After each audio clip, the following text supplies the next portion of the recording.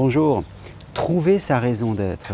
Je crois que nous ne sommes pas là, sur cette planète, simplement pour travailler, gagner de l'argent, payer nos factures et après essayer de trouver du temps pour se reposer et aller sur des plaisirs tristes, comme on dit, et pour oublier toutes les journées que l'on passe à faire des choses que l'on n'a pas envie de faire. Je crois que vraiment il faut se battre pour sortir de ce système et chacun, nous avons tous sur cette planète une raison d'exister, des talents que nous devons mettre à la disposition, je dirais, de l'humanité, à la disposition de la nature, des autres, des gens, pour une façon qui nous est propre, je dirais apporter quelque chose qui va nous permettre de progresser dans notre intelligence, dans la connaissance de nous-mêmes et du monde. Je crois qu'il faut remettre des fois en question un petit peu la façon de vivre qu'on nous propose, où on étudie quand on est jeune, on travaille, on cotise, on prend sa retraite et on attend un peu que la vie s'arrête comme cela. C'est comme si on pouvait écrire notre vie d'avance.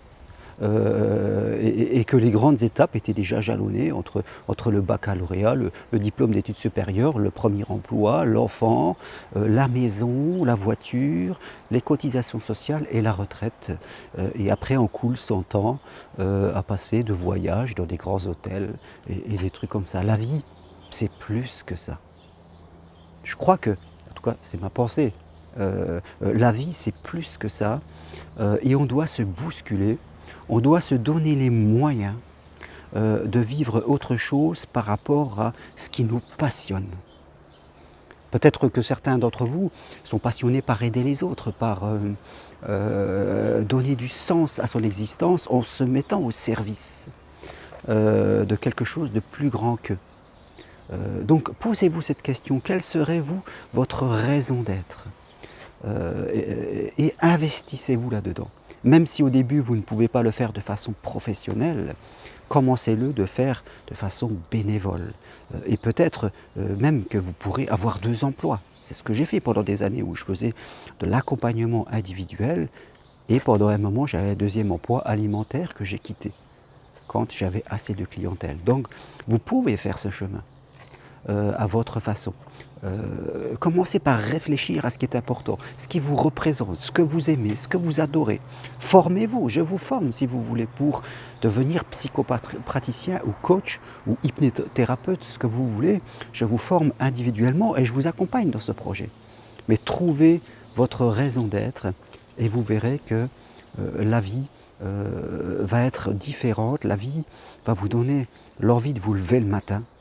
Et on va sortir un petit peu de ce vase mou où, faites compte, on s'ennuie, on s'emmerde, excusez-moi du mot. On passe ses journées, des fois on fait des trucs avec des gens qui répètent un peu toujours plus ou moins la même chose.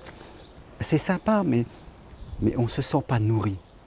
On s'ennuie parce qu'on ne peut pas résumer notre vie à simplement des plaisirs et de se dire que la vie c'est juste se faire plaisir. Non, la vie ce n'est pas seulement être dans les plaisirs tristes et on peut prendre du plaisir en faisant des choses qui ne sont pas faciles, en apprenant et en se rendant utile pour quelque chose de plus grand que nous. Voilà pour ces mots que je voulais partager. Très bonne journée, réfléchissez-y, quel que soit votre âge, 30, 40, 50, 60, 70, trouvez en tout cas ce qui fait le sens de votre vie. Très bonne journée, à bientôt. Au revoir.